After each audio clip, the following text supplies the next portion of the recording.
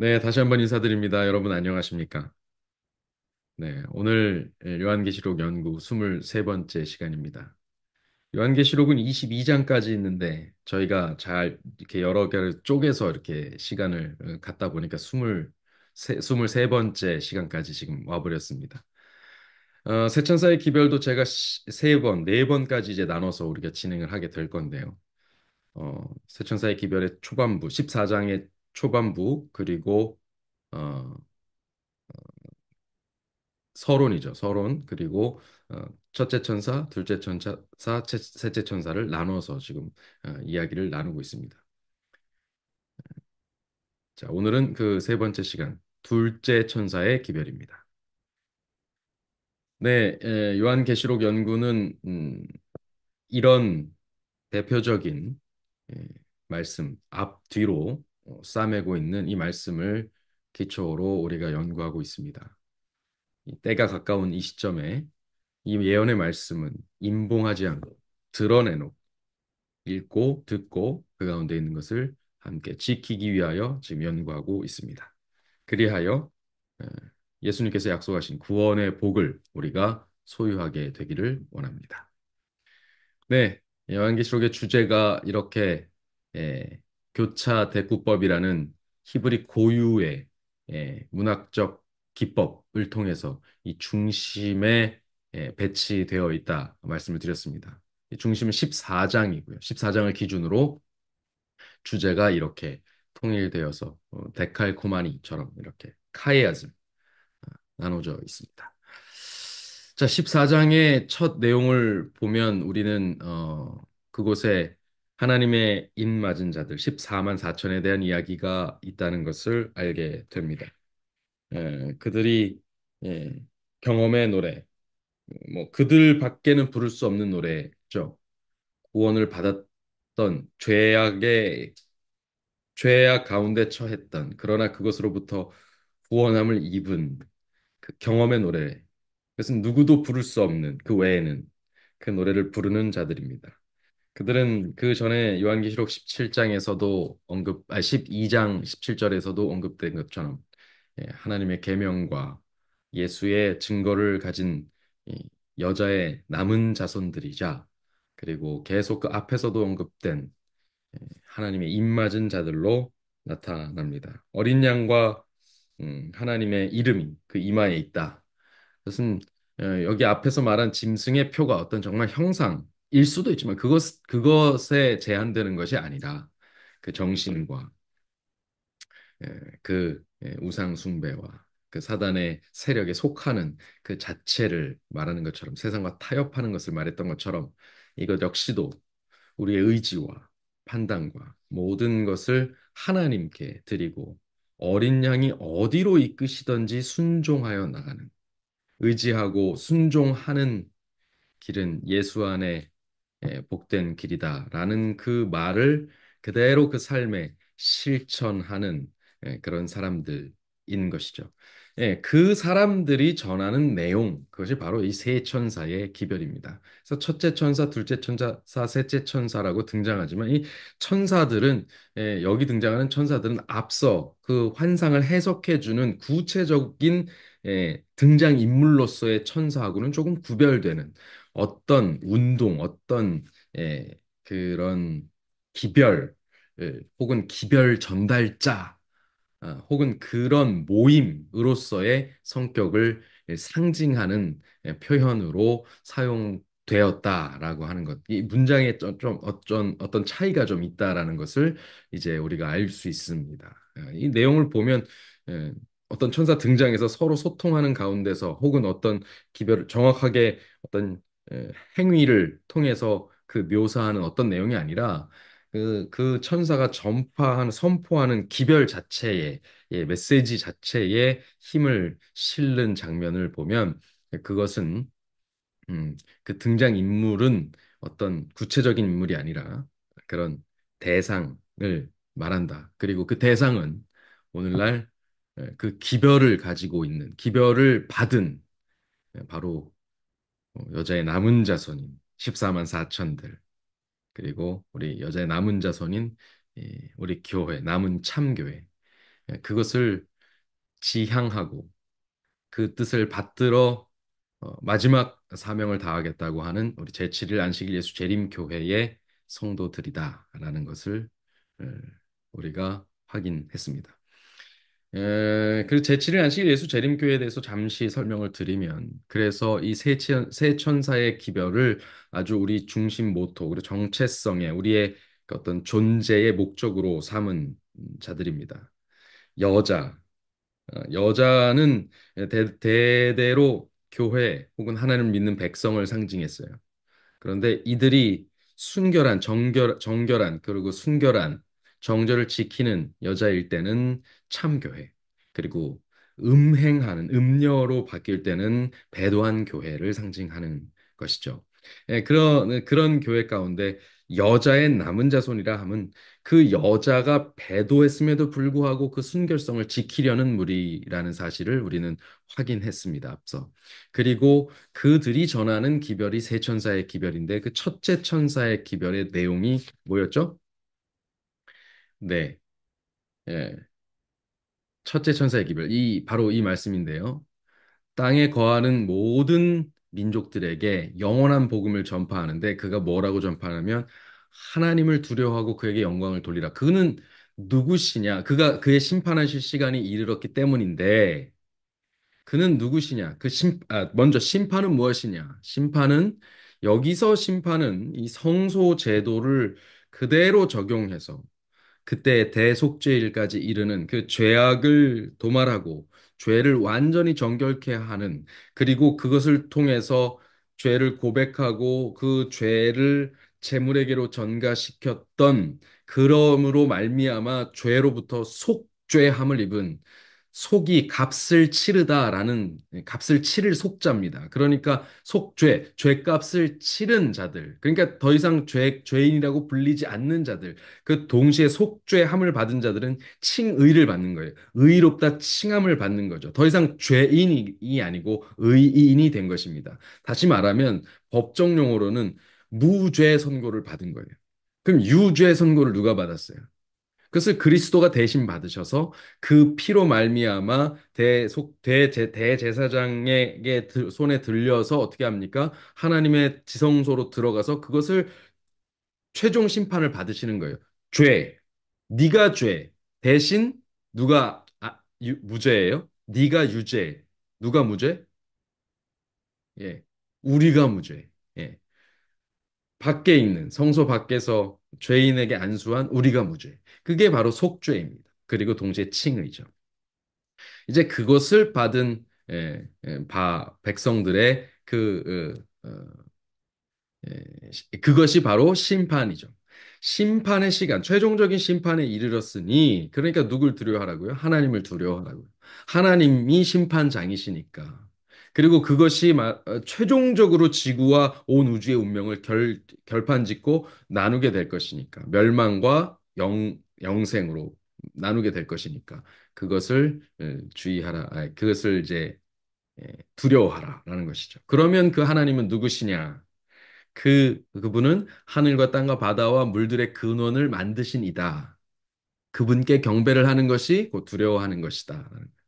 그에게 경배를 돌리는 것, 그것이 그를 두려워하고 영광을 돌리는 것이죠. 어, 그러면 하늘과 땅과 바다와 물들의 근원을 만드신 이는 누굽니까? 그 말 표현 그대로죠. 창조주시죠. 그걸 요약하면. 그러니까 창조주를 경배하는 것은 어떻게 경배하는 것입니까? 근데 성경은 분명하게 말합니다. 여러분 10계명, 출애굽기 20장에 등장하는 10계명, 신명기 5장에 등장하는 10계명 이전에 뭐가 있었어요? 네. 창조 기사와 더불어서 안식일이 등장합니다. 그리고 그날 이후 계속해서 성경은 반복해서 하나님을 경배하는 날로 지정해 왔고 에스겔 20장 20절은 그래서 뭐라고 얘기합니까? 그날은 표다. 무슨 표요? 하나님과 우리 사이에 영원한 표예요. 예, 표징이에요. 하나님이 우리 하나님이 되시고 우리가 그분의 백성이 되는, 하나님을 두려워하고 그에게 영광을 돌리고 그에게 마땅한 경배를 올려드리는 것이 그냥 백성들의 할 일이죠. 그 백성들이 되는 일. 그것은 바로 안식일을 준수하는 일이었습니다. 그런데 그것은 뭐 너무나도 당연한 일이었는데 지금은 굉장히 희귀한 일이 되어버렸어요. 왜 그렇습니까? 중간에 그것이 변경되었어요. 누가 변경했습니까? 때와 법을 변개케 하는 다니엘서 7장 25절에 나오는 이 작은 뿔의 세력들이 세력이 그것을 변경시켜 버렸어요. 그래서 그 이후로 그 작은 뿔의 영향을 받은 모든 무리들은 뭐 하기 시작했어요? 이 안식일을 예, 일요일로 바꿔버리기 시작했어요. 그리고 그것을 정당화하고 그것을 옹호하는 메시지와 그리고 이론을 정립하기에 이르죠. 그래서 지금 그것이 대세입니다. 그것이 패러다임을 구성해 버렸어요. 그래서 그것을 다시 회복시키려는 메시지, 그것을 다시 정상화하려는 그 정상화한 그 경배를 돌리려는 삶의 열매를 맺는 자들. 그것이 누구입니까? 첫째 천사의 기별에 순종하는 자들의 모습입니다. 그 누가 하려고 하는 거예요? 우리 제7일 안식일 예수 재림교회는 바로 예수 재림을 기다리면서 제7일 안식일을 다시 회복하고자 하는 이름을 가진 그것 자체가 그 메시지를 가지고 있어요. 근데 이제 여기 함정이 있죠. 안식일만 지키면 예수 재림을 고대하는 것이냐? 그러면 안식일을 지킨다는 것은 무엇이냐? 안식일에 교회만 가면 되느냐? 요 함정에 빠질 우려가 크죠. 진리, 정말 진리에 순종하고 진실로 하나님께 경배를 돌리려는 마음이 그것을 이루는 것이 아니라 교회 가서 소셜 잘 하면서 돌아오고 그 만족감, 자기의 그 어떤 감정적이고 정서적 만족감을 얻은 것을 안식이라고 착각하며 하나님께서 정말 원하셨던 온 가난한 자와 모든 약한 것과 그리고 그 세상의 악한 것을 고치고 돕고 회복시키는 것에 예, 열중해야 되는 그날. 그것에 나의 예, 이 오락과 나의 그 어떤 유익과 이런 것을 다 포기하면서 오직 하나님께서 원하시는 것들 스스로 괴롭게 하고 그쵸? 그 내가 원하고 내가 바라고 내가 욕망하는 바를 못하고 내가 익숙하지 않고 또 이렇게 달콤하지 않은 그 일을 해야 되는 것 자체가 나를 괴롭게 하는 것이죠. 그러나 그것이 하나님께서 원하시는 일. 그리고 그것이 하라고 하신 일이에요. 안식일에. 예수님이 실제로 우리에게 모본을 보이셨어요. 그분은 안식일에 쉬지 않으셨어요. 아버지께서 일하시니 나도 일한다 하고 일하셨어요. 그래서 그렇게 일하는 것, 누군가를 위해서, 이제까지는 내 유익을 위해서 엿새를 살았다면 안식일만큼은 나의 유익이 아닌 누군가 다른 일을 위한 이타적인 삶을 살아가는 그런 날로 보내는 것. 이것이 참된 안식일의 정신에 들어있다. 이게 이 행위가 무엇이냐? 사실은 사랑의 회복입니다. 여러분, 사랑은요, 계명의 기초예요. 율법의 기초예요. 하나님의 나라의 통치의 원리입니다. 그러니까 여러분, 그것이 바로 세워지는 것은 하나님을 경배하는 것이 네, 맞습니다. 일치하는 거예요. 그래서 그것을 회복하려고 하는 메시지를 가지고 있고 그러한 메시지대로 살려고 하는 사람들. 그것이 마지막 여자의 남은 자손들, 14만 4천인들이라고 말할 수 있고 제7일 안식일 예수 재림 교인은 14만 4천이냐? No, 그렇지는 않습니다. 그러나 제7일 안식일 예수 재림 교인은 14만 4천이 되기 위해 추구하고 살아가죠. 여러분 제7일 안식일 예수 재림 교인이 되기 위해서 노력하는 것이 아니라 제7일 안식일 예수 재림 교가 추구하고 있는 14만 4천이 되기 위해서 여러분 살아가시게 되기를 바랍니다. 그러나 분명한 것은 적어도 제7일 안식일 예수 재림 교에 소속됐다는 것은 공공연하게 우리가 세 천사의 기별, 특별히 그 가운데 우리가 배운 첫째 천사의 기별을 명확하게 실천하는 것을 삶의 모토로 1번으로 가지고 있다라는 것은 전제하고 있다. 적어도 외면적으로라도. 여러분, 그러나 우리는 외면적인 데서 그치면 안 되겠죠? 네.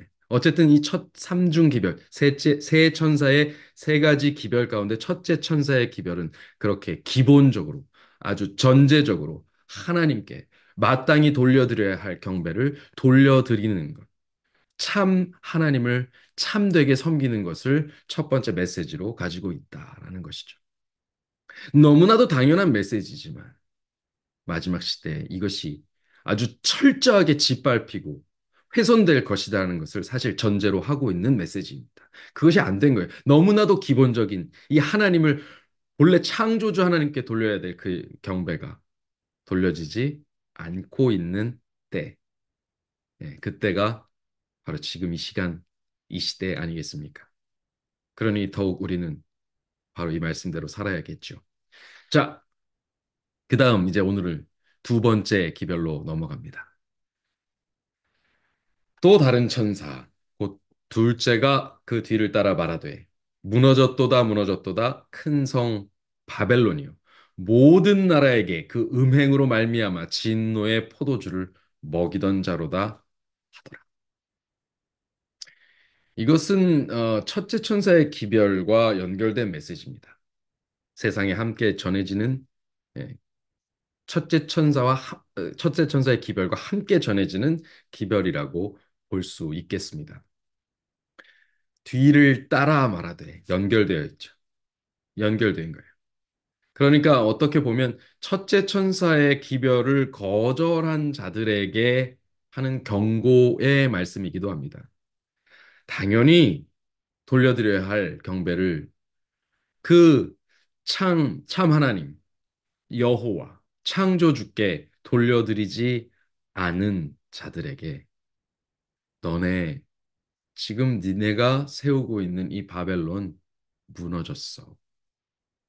라고 경고하는 것입니다. 자, 이제 오늘 바벨론에 대해서 좀 설명을 드리겠습니다. 자, 큰 성 바벨론.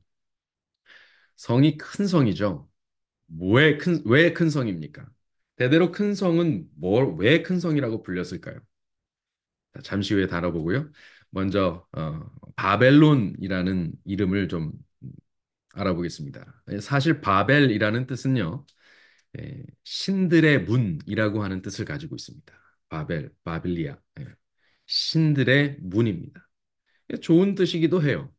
그런데 이 단어가 바벨탑과 연관되어서 성경에서는 결국 혼돈, 혼합, 혹은 혼잡의 의미로 이제 사용되기 시작합니다. 그때 이후로 계속해서 그것이 반복되고, 그리고 바벨론이라는 나라가 결국 어떻게 돼요? 유대를 멸망시키고, 그리고 정복하고 예루살렘 성전을 회파하고 불사르죠. 그 당시 솔로몬 성전을. 뭐 이런 의미로 또 그 이후에도 벌어지는 이 다니엘서에서 같이 벌어지는 구체적인 내용들이 나오죠. 사실은 뭐 예레미야, 에스겔 다 이렇게 예언을 했습니다. 바벨론에 대해서.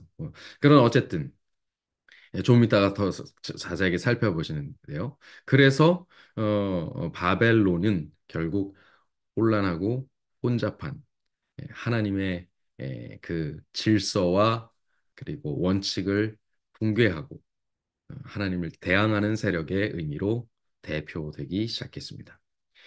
그러나 사실 바벨론은 요한이 계시록을 이렇게 쓰던 당시에는 이미 무너지고 없는 성이잖아요. 그러니까 지금 여기서 무너졌도다 바벨론이여라고 말하는 이 바벨론은 당연히 상징적인 표현이 되겠죠. 그리고 후대에 지금 우리가 읽을 때에도 바벨론은 없습니다. 바벨론 그 큰 성 바벨론은 없어요. 예. 지금 그 바벨론 성이 있던 지역은 어디입니까? 지금으로 따지면 이라크죠. 이락은 어떻게 됐어요? 네, 그냥 미국이 그냥 초토화 시켜버렸죠. 예. 그 사담 후세인 유명하지 않습니까? 그가 뭐 호기를 막 부렸지만 결국 무너졌습니다. 얼마나 많은 고대 문화 유적들이 파괴됐는지 모릅니다. 아무튼 그렇게 무너졌습니다. 그렇다면 그 무너진 성, 음, 대한 내용이 지금 언급되고 있는 것은 당연히 실제적인 바벨론 성이 아니라 뭔가 상징적인 의미를 가지고 있겠죠. 그렇다면 그 제대로 된 정체, 본래의 정체는 무엇일까요? 성경이 이 계시록이 말하고 있는 정체. 자, 일단 그러면 이 바벨론에 대해서 좀 찾아보도록 하겠습니다. 창세기 10장 8절로 12절. 우리 한번 성경책을 쭉 한번 볼까요? 창세기로 갑니다. 창세기 10장 8절로 2절. 창세기 2장 8절로 창세기 10장 죄송합니다. 창세기 10장 8절로 12절 말씀 보겠습니다. 예, 창세기 10장 8절입니다. 구스가 또 니므롯을 낳았으니 구스는 누굽니까? 6절로 가면 함의 아들은 구스와 미스라임과 붓과 가나안이요 이렇게 나옵니다. 셈, 함, 야벳 이 세 사람 중에 한 명이죠. 함은 이 노아의 아들 세 아들 중에 하나입니다. 아버지의 하체를 보고 능욕을 했기 때문에 저주를 받은 민족인데 거기서 구스, 미스라임이 어디에 그 전신이냐면 애굽이죠. 구스는 이디오피아를 말합니다. 아프리카 쪽이죠. 붓과 가나안, 가나안도 역시 매우 배도하고 타락한 그 땅은 근데 매우 중요한 언약의 땅이 되는 민족의 이름입니다. 그 중에 이제 구스입니다. 구스가 또 니므롯을 낳았으니 8절입니다. 그는 세상의 첫 용사라. 니므롯, 용사입니다. 그가 여호와 앞에서 용감한 사냥꾼이 되었으므로 속담에 이르기를 아무는 여호와 앞에 니므롯과 같이 용감한 사냥꾼이다 하더라. 요게 이제 속담이 됐어요. 니므롯의 이름이 속담이 됐습니다. 그런데 그의 나라는 시날 땅의 바벨과 에렉과 악갓과 갈레에서 시작되었으며 그가 그 땅에서 아수르로 나아가 니느웨와 느호보딜과 갈라와 및 니느웨와 갈라 사이에 레센을 건설하였으니 이는 큰 성읍이라. 여기 큰 성읍이 나오죠. 이 큰 성읍이라는 말이 처음 나오네요. 여기입니다. 그러니까 노아 홍수 이후로 그가 바벨탑을 쌓고 어, 쌓다가 흩어져서 큰 신할 땅으로 가서 신할 평지로 가서 그곳에 바벨이라는 도시도 세우고 또 레센이라는 예, 니느웨라는 곳과 또 레센이라는 성을 건축하는 용사가 되었어요. 사냥꾼, 용사, 세상의 첫 용사라. 이 굉장히 이, 중요한 겁니다. 여러분, 당시에는 힘의 논리로 통하던 세계가 아니겠습니까? 힘이 좋고 용사이면 그것은 그 사람은 그보다 힘이 약한 사람들을 지배하고 정복하고 또 억압하고 전제 군주로서의 역할을 했겠죠. 그래서 그게 그의 이름이 속담이 된 거예요. 그런데 그의 이름이 여호와 앞에서 특이한 사냥꾼이라고 합니다. 특이한, 특이한 사냥꾼이라는 표현은요, 뭔가 특출난, 그리고 용맹한, 힘센, 강한 이런 의미를 가진 원어가 사용됩니다. 그런데 여호와 앞에서 특이한 사냥꾼이라는 말이 연결되면서 사실 이 특이한 이 힘센 강한 이런 표현 이 표현 자체는 사실 여기저기 다 사용돼요. 하나님의 천사가 힘이 세다는 데도 사용하고 하나님께도 사용하는 단어입니다. 그러니까 결국 이 말은 뭐냐면 하나님께서 큰 소리로 하면 이제 하나님께서 왜 말씀하시는 거예요. 선포하시는 거예요. 그런데 하나님이 아는 다른 존재가 하나님의 사자도 아닌데 그냥 큰 말을 한다. 이거 뭐예요? 참남된 말을 한다라는 거죠. 하나님께 대항하는 말을 한다. 이런 것입니다. 그러니 여기 그가 큰 성을 세웠고 여호와 앞에 특이한 사냥꾼이고 강한 사냥꾼이고 그다음에 큰 용사고 이렇게 등장하는 것은 그럼 무슨 뜻이겠습니까? 여호와를 대항하는 여호와와 견줄 만한 그리고 폭군이고 전제군주고 네, 그렇다는 거예요. 사람들이 이제 뭐 이런 말이 있죠. 법보다 주먹에 가깝다 뭐 이런 거죠. 사람들이 눈에 보이지 않는 하나님보다 누굴 더 두려워한 거예요? 예, 이 니무롯을 두려워한 거예요. 그래서 니무롯이 하나님의 자리를 대신하려고 한 것입니다. 그래서 그가 속담이 됐어요. 그래서 뭐 예를 들면 이런 거죠. 지금 우리에게 히틀러 하면 어때요? 뭐 악과 잔인함의 대명사가 되는 것처럼 그 당시에 니무롯 하면 뭐가 돼요? 하나님 앞에도 탁 하나님 까불지 마 뭐 이렇게 얘기하는 예, 그리고 그만큼의 힘을 가진 사람의 눈에 보기에 예, 그런 예, 폭군, 군주 이런 모습을 띠게 됐다는 것입니다. 창세기 10장부터 벌써 신할 땅이 어디예요? 바벨론이 세워진 땅이 신할 땅이에요. 자, 바벨 탑이 세워진 것도 신할 평지고 또 어디예요? 예, 훗날 바벨론의 그 두라 평지라고 불리는 곳이 또 이 땅입니다. 이곳입니다. 그것이 뭐 거기에 뭐가 세워져요? 네, 네, 느부갓네살의 금신상이 세워지는 곳이 바로 또 이곳입니다. 하나님 앞에 대항하고 하나님의 뜻에 반하고 거기에다가 그걸 금신상을 세워놓고 절하게 하면서 절하지 않는 그 다니엘의 세 친구들에게 뭐라고 얘기해요? 니네가 만약 절하지 않으면 내가 너희를 저 풀무불에 집어넣을 건데 그렇게 하면은 그때 너희를 보호해 줄 신이 어디 있겠느냐라고 얘기하는 그신 앞에 대항하는 자기도 이 특이한 사냥꾼 니무롯의 본을 받아보려고 하는 그것을 재현시키려고 하는 그 시도가 느부갓네살에게 있었던 거죠. 바로 그 땅이 바벨론, 바벨 탑이 세워졌던 신할 땅이죠. 바로 그곳입니다. 그런데 예레미야 22장으로 한번 가볼까요? 죄송합니다. 음, 예레미야 22장 한번 가볼까요? 성경 예레미야 22장으로 갑니다. 예레미야 22장 8절로 9절입니다. 예레미야 22장 8절로 9절. 성경 1084페이지에 있습니다. 여러 민족들이 8절로 9절입니다. 여러 민족들이 이 성읍으로 지나가며 서로 말하기를 여호와가 이 큰 성읍에 이같이 행함은 어찌 됨인고 하겠고 그들이 대답하기는 이는 그들이 자기 하나님 여호와의 언약을 버리고 다른 신들에게 절하고 그를 섬긴 까닭이라 하셨다 할지니라.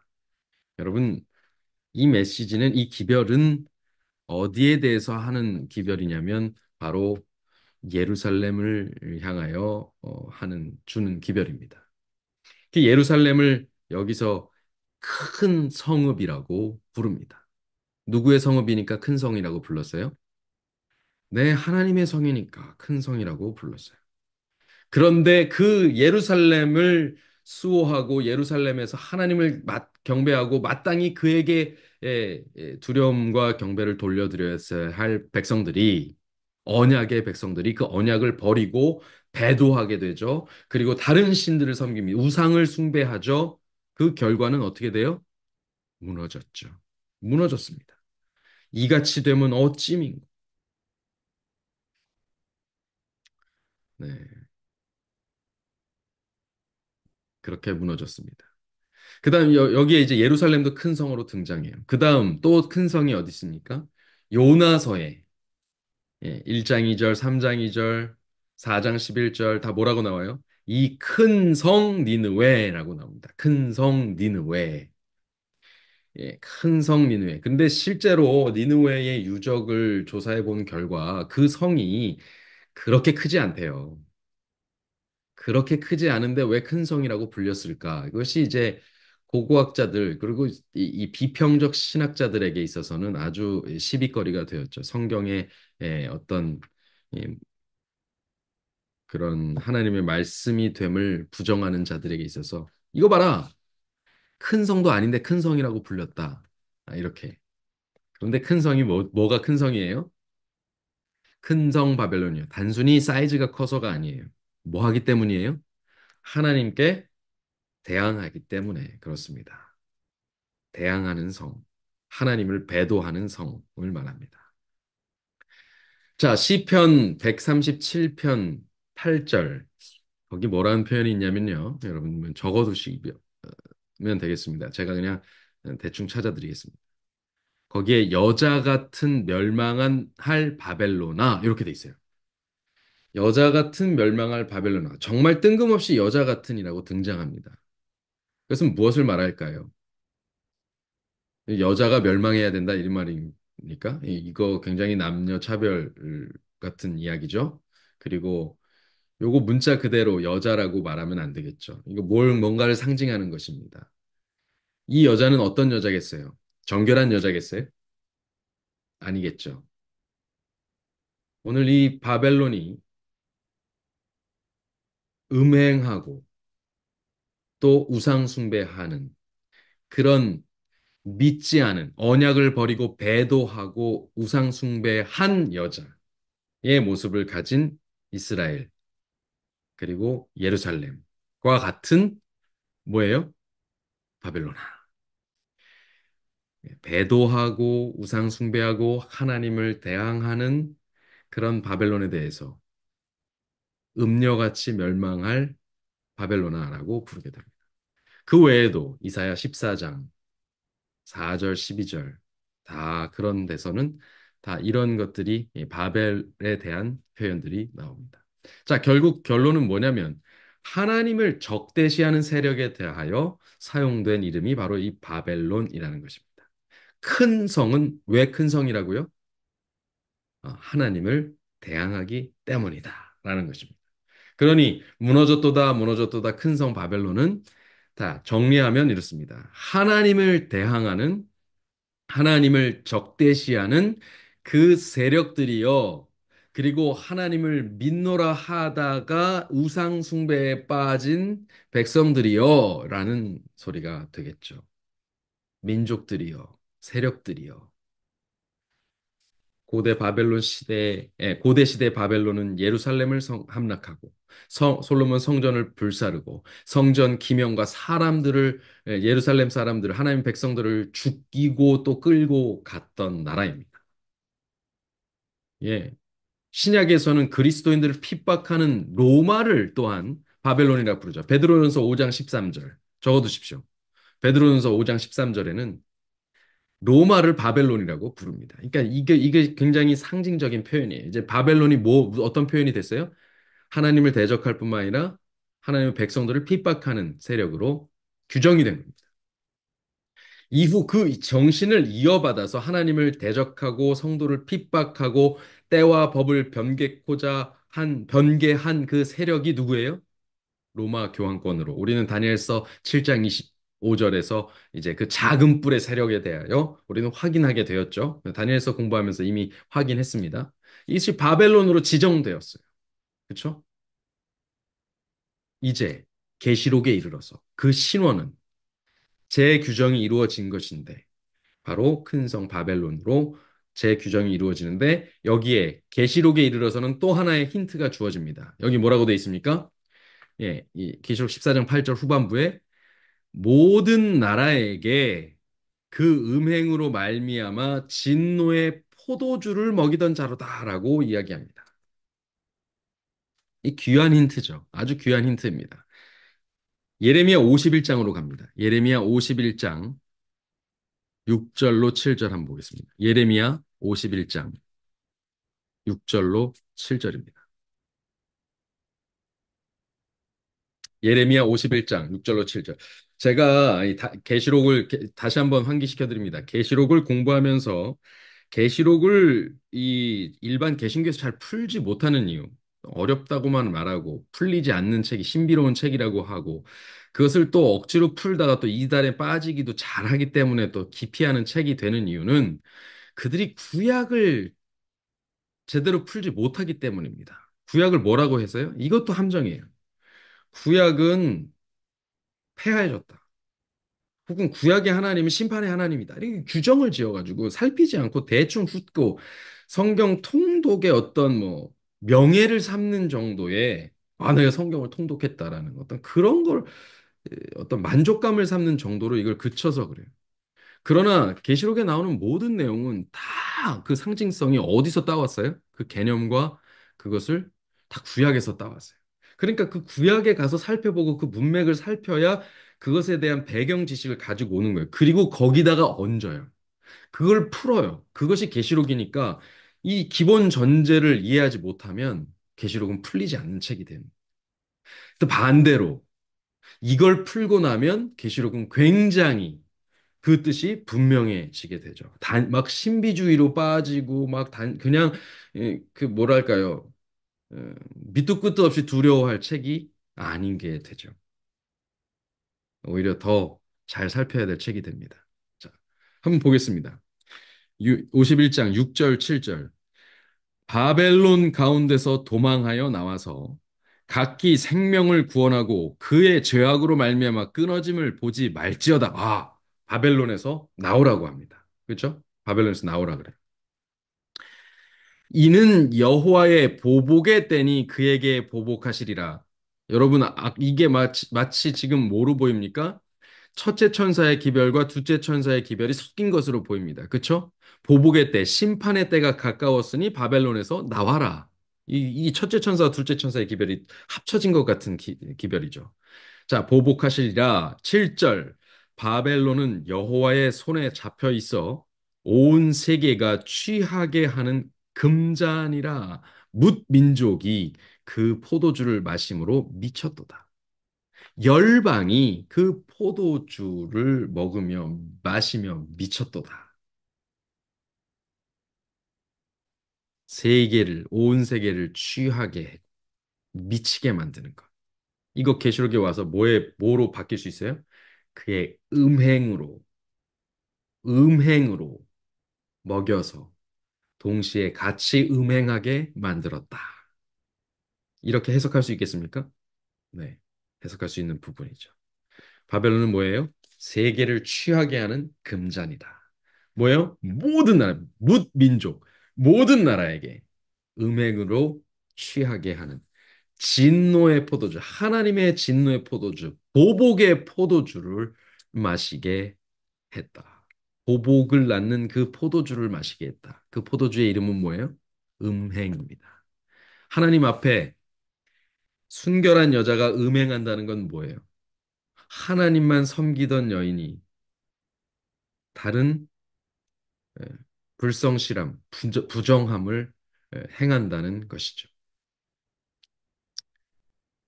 자, 이 바벨론은 땅의 임금, 그리고 뭇 민족들과 더불어 음행을 합니다. 자, 그렇다면 이 자는, 이 바벨론은 그저 땅의 임금들 중 하나라고 볼 수 없고요. 그 임금들과 모든 민족들에게 영향을 끼치는 어떤 세력으로 볼 수 있겠죠. 자, 어느 세력일지 일단 좀 살펴보겠습니다. 자, 이 세력이 그런데 어떻게 됐냐? 좀 이따 더 자세하게 보겠습니다. 이 세력이 어떻게 됐어요? 무너졌도다, 무너졌도다 합니다. 이사야 21장 9절. 찾으시는 분들은 빨리 찾으시고요. 안 그러신 분들은 그냥 적어두시면 되겠습니다. 이사야 22장 9절, 21장 9절, 죄송합니다. 21장 9절. 보소서 마병대가 쌍쌍이 오나이다 하니 그가 대답하여 이르시되 함락되었도다 함락되었도다 바벨론이여 그들이 조각한 신상이 다 부서져서 땅에 떨어졌도다 하시도다. 자, 신상 다 부서진 거 뭐예요? 신상이 다 부서진 거. 다니엘서에서 뭐라고 해석돼요? 예, 이 단순히 바벨론이 세운 나라가 아니라 바벨론으로 시작된 세상의 나라들. 그것이 무너진 것입니다. 예, 그 세력이 무너진 거예요.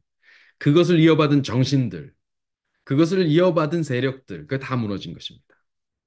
함락되었습니다. 예, 무너졌도다, 무너졌도다. 여기 이사야 21장 9절에 뭐예요? 이 무너졌도다, 무너졌도다 큰 성 바벨로니어가 어디서 나온 거예요? 그러니까 여기 함락되었도다, 함락되었도다 바벨로니어 여기서 나온 겁니다. 근데 여기에 뭐가 붙었어요? 큰 성. 붙었죠. 계시록에서는 하나님을 대항하던 성이라고 구체화시키는 것입니다. 자, 그다음 48장 20절. 이사야 48장 20절 갑니다. 이사야 48장 20절. 너희는 바벨론에서 나와서 갈대아인을 피하고 즐거운 소리로 이를 알게 하여 들려주며 땅끝까지 반포하여 이르기를 여호와께서 그 종 야곱을 구속하셨다 하라. 어디서 나오라고요? 바벨론에서 나오라고요. 예. 바벨론에서 나와서 갈대아인을 피하고 갈대아는 그 바벨론이 있는 그 일대의 나라를 그 지역을 갈대아라고 하고요. 그 동네 사람들을 갈대아인이라고 부릅니다. 예. 우리가 일반적으로 뭐 필리핀이나 저쪽 태국이나 캄보디아나 이쪽 사람들을 다 뭐라고 불러요? 동남아 사람들 이렇게 부르죠. 그다음에 예, 그렇게 그런 식으로 부르죠. 그다음에 요쪽 남미 사람들 이렇게 부르죠. 그러니까 그런 것처럼 갈대아인 그 지역의 나라에 있는 사람들을 대표하죠. 그러나 갈대아인 하면 이 바벨론 사람을 통칭하는 표현으로 사용됩니다.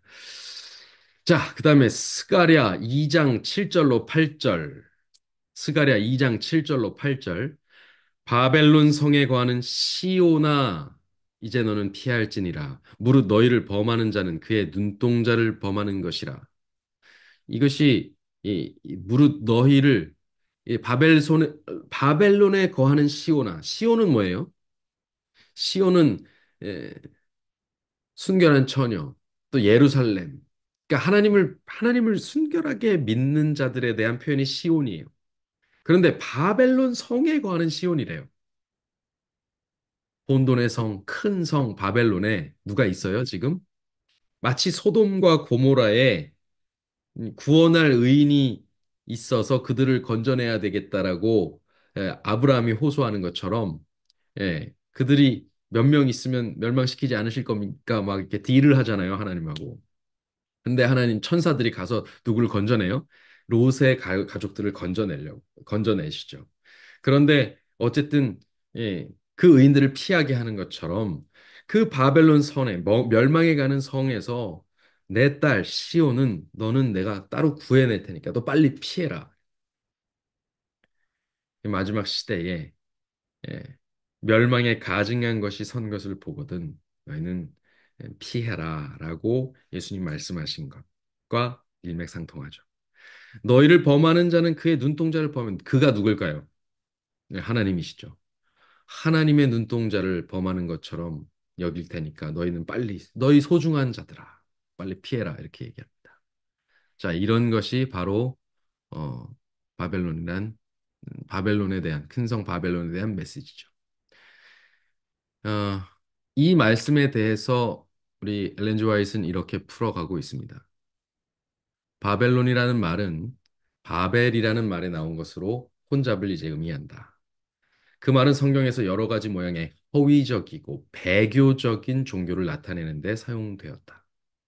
그 후 요한계시록 17장에는 바벨론이 여인으로 표상되었는데 성경상의 여인은 교회를 상징하되 정숙한 여인은 순결한 교회를 그리고 음란한 여인은 배교한 교회를 상징한다. 자, 이제 이 바벨론 세력이 과연 이 시대에 누구를 뜻하는 것인지 그 정체를 저희가 살피고 있는 것입니다. 음란한 여인은 뭘 상징한다고요? 배교한 교회.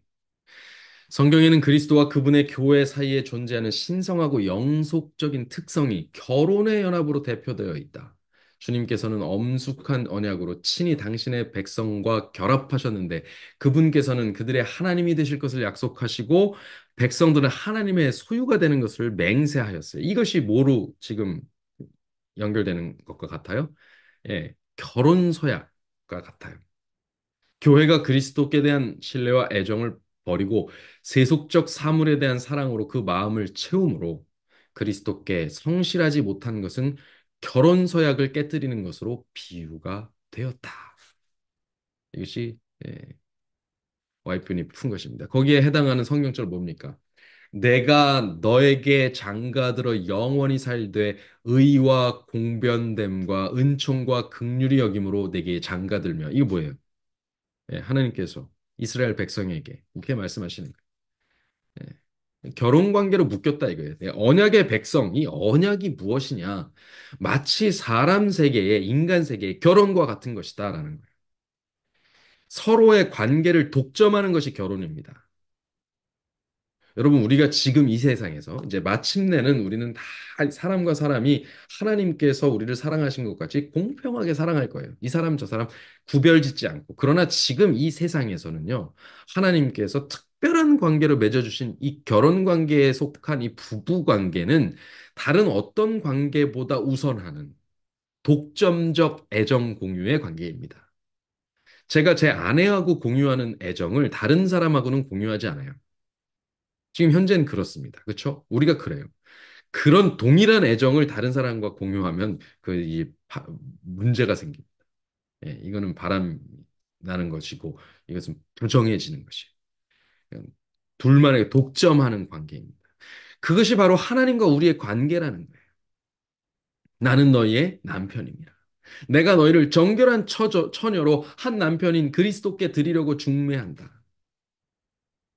지금 이 여기서 정결함이라는 것이 한 번도 그 순결이 훼손된 적이 없는 사람에 대한 표현이 아닌 것을 여기서 알게 돼요. 우리가 정결하지 않은데 우리를 어떻게 한다고요?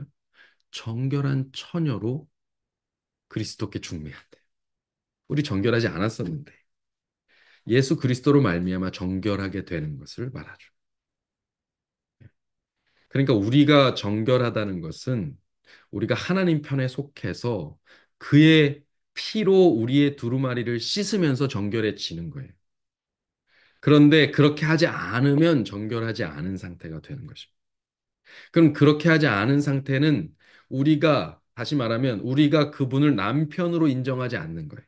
우리가 그분을 독점적 사랑의 관계, 언약의 관계로 어, 인정하지 않는 일이 돼요. 내가 맹세하고 언약하여 너로 내게 속하게 하였느니라. 이 뭐예요? 소속돼요. 완전히 이 독점하는 거예요. 내가 극히 곱고 형통하여 왕후의 지위에 나아갔었느니라. 여러분, 우리 하나님을 섬기는 백성들이 하나님만 온전히 섬겼을 때 어땠습니까? 네. 이스라엘 백성이요. 철저하게 군사 훈련을 받아가지고 애굽에서 나온 게 아니에요. 그들이 막 무공을 가지고 막 무술을 익히고 막 내공이 있어가지고 막 힘이 막 좋아서 막 신비한 능력으로 그들이 막 한 게 아니에요.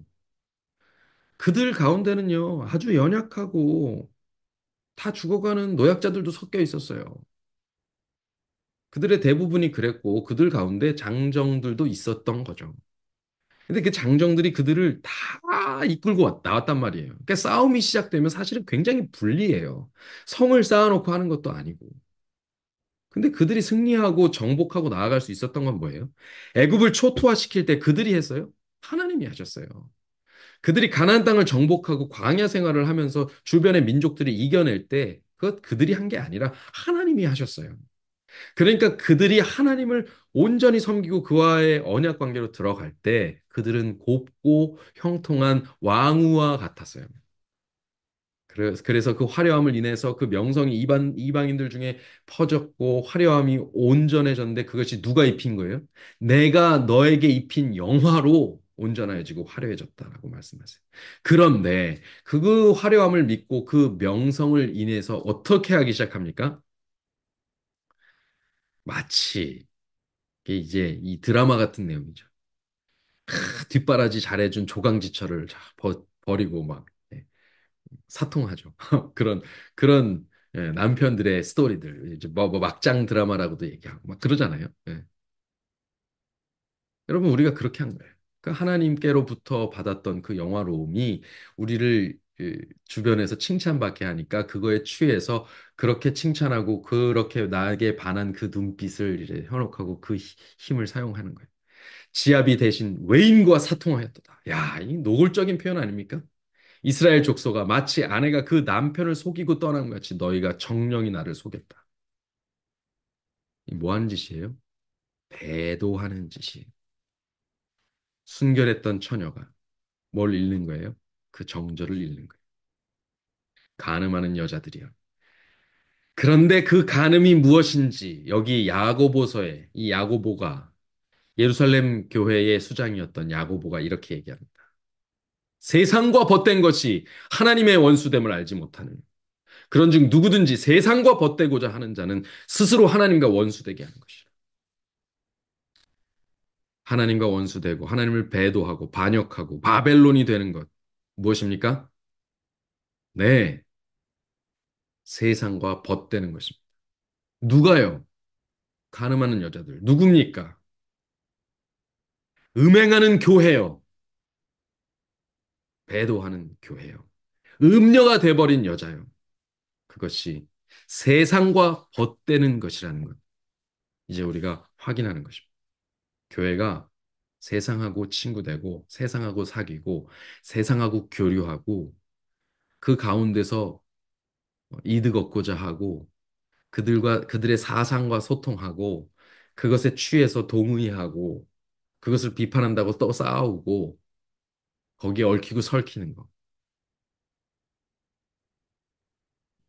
그것이 배도입니다. 그 음녀의 모본을 따라 세상과 불법적인 인연을 맺기 위하여 하나님의 진리와 그분께서 인정하시는 바를 희생하는 그러한 모든 교회를 상징하는 것이 아닐 수 없다. 이것이 뭐예요? 바로 배도한 교회, 음녀입니다. 바벨론입니다.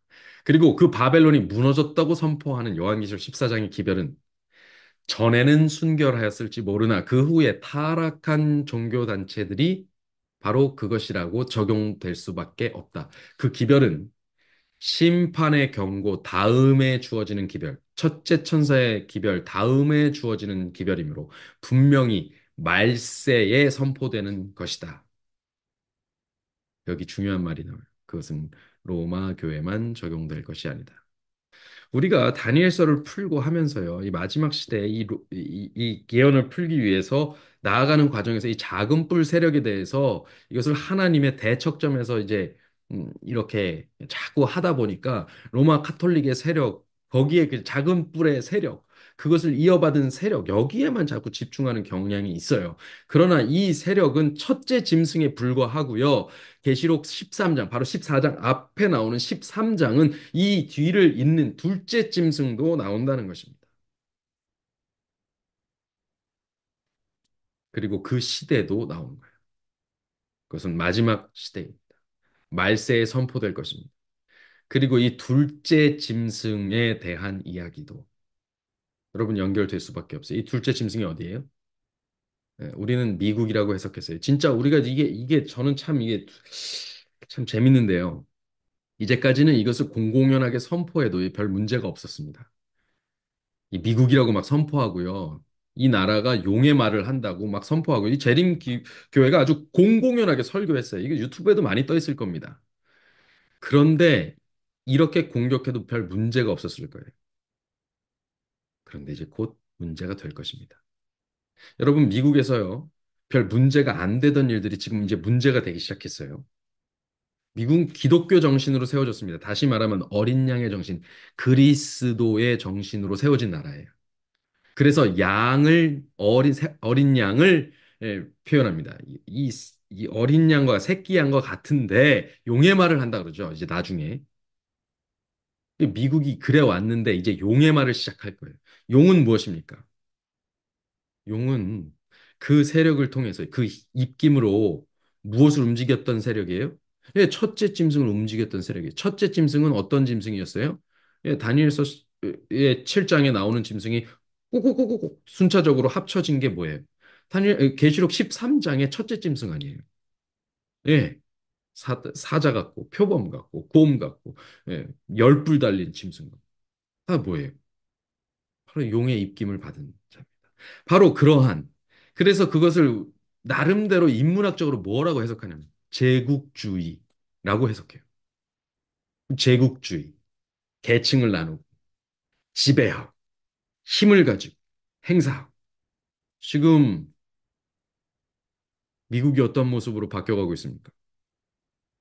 그러면 최근에 뭐 언론에 대해서 대통령실 브리핑이나 이런 걸 할 때도 보면 딱 논리가 딱 분명해요. 예, 아주 분명합니다. 어, 근데 대통령이 힘을 쓰겠다 이거예요. 마땅히 힘을 가진 자로서 내가 힘을 쓰겠다 이 얘기예요. 그리고 그거 거기에 순응하지 않을 거야? 그럼 아웃. 아주 분명합니다. 메시지 강렬해요. 그리고 실제로 세계를 향해서 이제까지의 장악력을 이제는 선하게 사용하던 그 모든 것들을 싹 바꿔서 제 강력한 힘의 논리로 지금 적용하고 있습니다. 저는 지금 사실 이 설교를 하면서 굉장히 두려워요.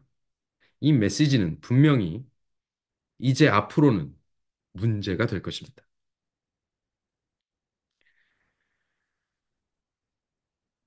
이것은 비단 로마 교회만 적용될 것이 아니다. 근데 트럼프가 등에 업고 있는 세력이 있어요. 지금 등에 업고 있는데 그것이 마땅히 그의 도덕성과 그리고 그 어떤 그, 그 선한 정책 때문에라기보다는 그냥 뭐 예를 들면 이런 거예요. 동성애, 뭐 이런 이슈, 뭐 하나에 걸쳤어요. 그러면서 보수적 기독교 세력이 그를 지지합니다. 실제로 그가 가진 개인적인 도덕성은 절대 지지를 받을 대상이 아니지만, 그러나 뭔가 지금 맞아 들어갔어요. 이데올로기입니다. 많은 개신교회들은 로마교가 땅의 임금들과 불의의 관계를 맺은 그 보본을 따르고 있는데 국교들은 나라의 정부와 손을 잡고 그 밖에 다른 교파들은 세상의 총애를 받고자 애쓰고 있다.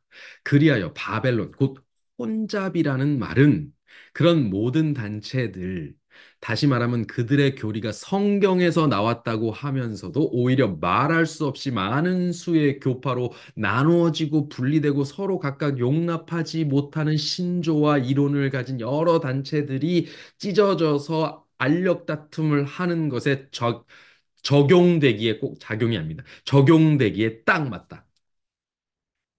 뭐예요? 지금 기독교가 얼마나 많은 분파로 나눠져서 합쳐지지 않고 있습니까?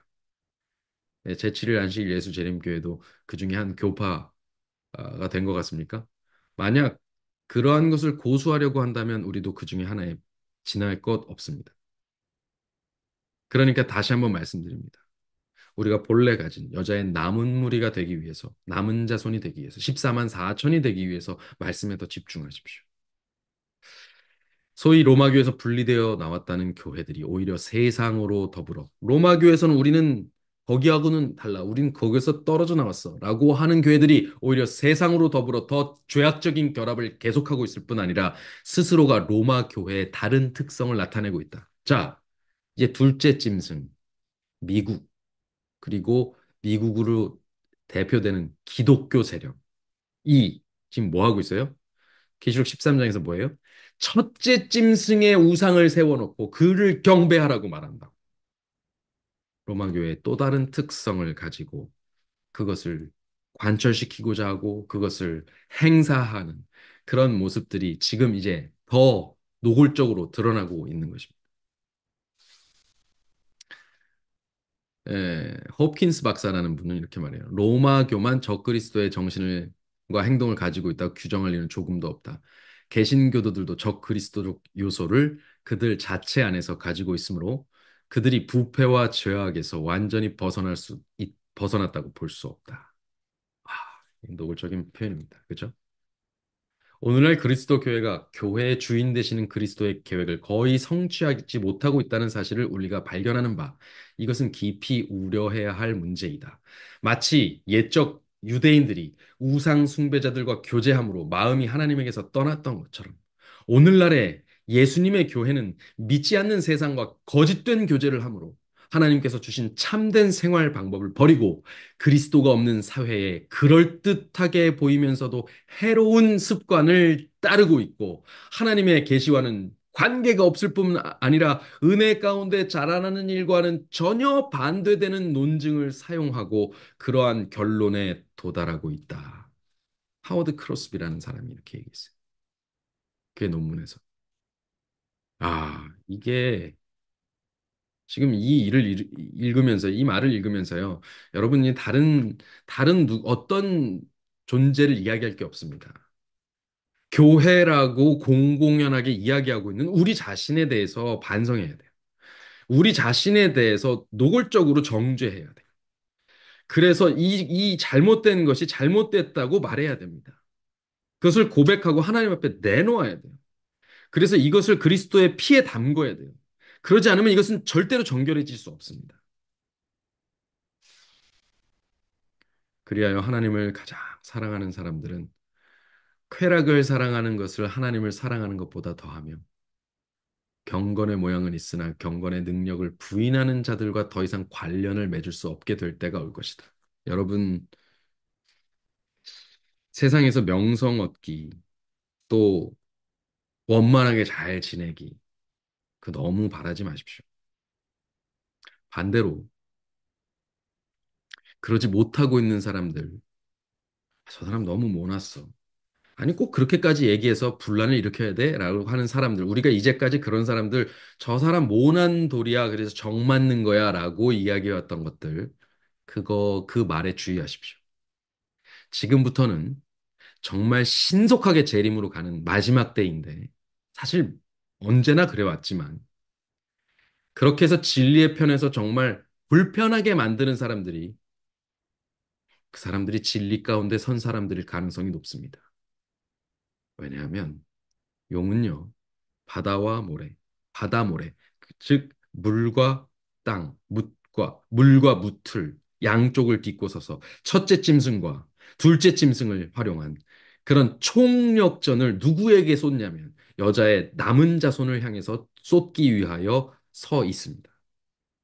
우는 사자처럼 우리를 공격할 것인데 그 방법은 온갖 핍박과 비난과 그리고 여론을 몰아서 잘못된 사람으로 몰아갈 것입니다. 그럼 우리가 그런 사람이 될 거예요.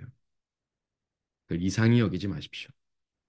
그러나 팔복의 말씀을 기억하세요. 의를 위하여 핍박을 받는 자는 그리고 그분의 이름을 위하여 자기의 해를 입는 사람은 손해를 당하는 사람은 복이 있나니 했습니다. 우리는 더 이상 세상과 친하게 지낼 수 없게 될 것입니다. 첫 번째로는 우리가 세상을 사랑하고 세상의 문명의 이기와 각종 편의와 거기서 얻어지는 것들, 여러 명품과 화려한 보석들과 좋은 집과 멋진 차와 또 잘 나가는 어떤 그런 나의 입지와 이런 것들, 내 자손들의 성공과 이런 것들, 그런 것들을 사실 하나님보다 더 사랑해오고 실제로 더 추구하고 살아왔다면 여러분 오늘 그 모든 것들을 그리스도의 피에 씻게 되시길 바랍니다. 바로 그 경고가 무너졌도다 무너졌도다 큰 성 바벨론이요. 무엇이 무너졌다는 것입니까? 배교적 종교 세력이 무너졌다. 배도한 기독교 세력이 무너졌다. 그 기독교의 대표 국가인 미국, 그것이 무너졌다. 이 무너짐이 미국에서 시작될 가능성이 200%입니다. 그럼 뭐가 어떻게 무너진다는 것입니까? 첫째로, 불순종과 성도들에 대한 핍박으로 복음의 순결성이 무너진다는 것입니다. 어린 양과 같았던 그리스도의 정신으로 세워졌던 나라에 모습이 무너져서 그 순결이 무너져서 용 같은 외침, 강포와 강팍함 그것으로 바뀌는 것입니다. 이게 무너진 것입니다. 그 본래의 정신이 무너졌어요.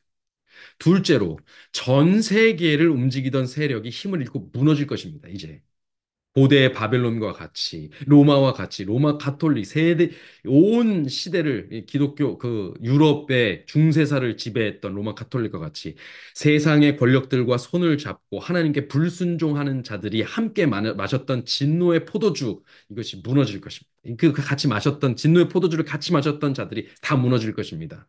여러분 다니엘서 5장 1절로 3절을 보면 바벨론의 마지막 왕 벨사살이 뭘 꺼내서 술을 마셔요? 1,000명의 사람들, 그냥 각처의 귀인들을 다 불러갖고 바벨론 성 안에 싹 모아요. 그리고서 그들과 함께 그냥 주지육립 향락을 벌입니다. 근데 뭐까지 해요, 마지막에? 성전 기명을 꺼내와서 거기다가 그들의 술을 마셔요. 여러분, 이건 굉장히 상징성을 가지고 있죠. 바벨론이 무너질 때, 그 무너지는 날, 뭘 갖고 하나님의 성전의 기명을 갖고 포도주를 마셔요. 진노의 포도주가 아닐 수 없죠. 그 모든 것이 무너질 것이다. 라는 것입니다. 그때에 누가 어떤 역할을 해야 될까요? 그럼 우리는 이제 어떻게 살아야 될까요? 계시록 14장 1절로 5절. 우리가 이 서론에서 봤던 계시록 14장 주제장의 서론에서 봤던 말씀을 다시 한번 봅니다. 내가 보니 어린 양이 시온산에 섰고 14만 4천이 섰는데 하나님 어린 양과 아버지의 이름을 이마에 두고 있고 이 사람들이 누구라고요? 진노의 포도주로 음행했던 자들이 아니고 여자와 더불어 더럽히지 아니하고 음행하지 아니하고 뭐한 자라? 순결한 자라. 여러분 이 말 뜻이 바로 여기서 다시 확인된 겁니다. 둘째 천사의 기별에서. 어린 양이 어디로 그들은 어디로 어린 양이 인도하시든지 따라가요. 그 길이 이제 세상을 예, 더 이상 친한 곳으로 편리한 곳으로 안정된 곳으로 여기지 않는 상황이라 할지라도 세상이 결국 우리를 돌아서서 핍박하게 되는 상황이라 할지라도 따라가요.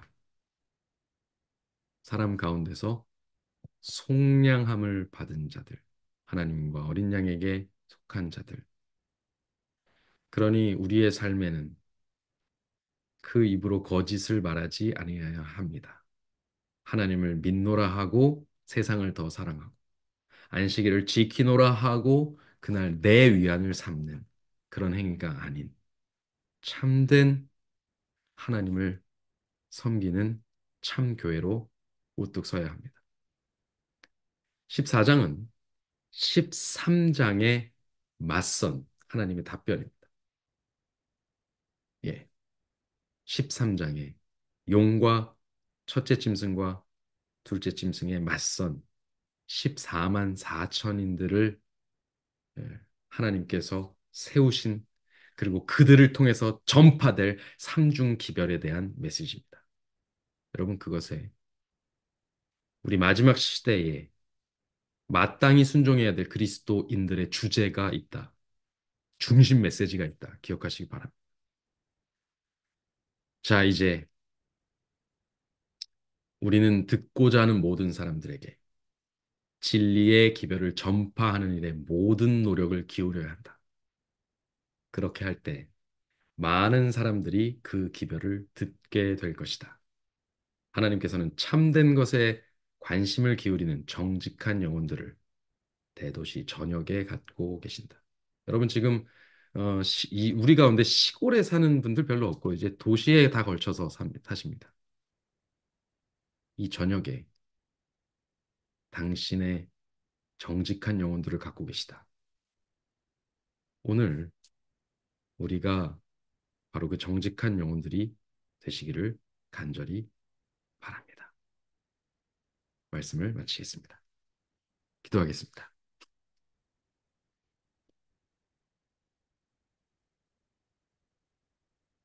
말씀의 주인이시고 세상의 주인이시며 우리 언약의 주인이신 하나님, 말씀을 따르노라 하고 온 세계의 아버지의 나라를 어, 세우겠다 하며 당신의 백성됨을 시인하는 우리가 오늘 그 입술의 고백, 그것에 합당한 열매를 맺는 삶을 살게 하여 주시옵소서. 그리고 이 시대에 꼭 필요한 기별을 전하는 전달자로서 살게 하여 주시옵소서. 너무나도 당연한 것이지만 철저하게 무너지고 짓밟힌 진리, 그 진리를 전함으로 꼭 상함을 입고 해함을 입고 세상으로부터 따돌림을 당하고 배척을 당하고 핍박을 당할지라도 그 불편한 관계 속으로 기꺼이 어린 양을 쫓아 들어갈 수 있는 그런 백성 되게 하여 주옵소서. 세상에서는 환난을 당하나 보라 내가 세상을 이기었노라 하는 이번 주의 기억절처럼 주님, 오늘 우리가 세상을 이기신 그리스도에 의지하여 그 환란을 두려워하지 않고 전진하게 하여 주시옵소서. 이 기별을 오늘 우리에게 알려주심이 감사드립니다. 오늘 결단을 내릴 수 있는 성령의 음성 들려주옵소서. 예수님 이름으로 기도합니다. 아멘. 네, 감사합니다.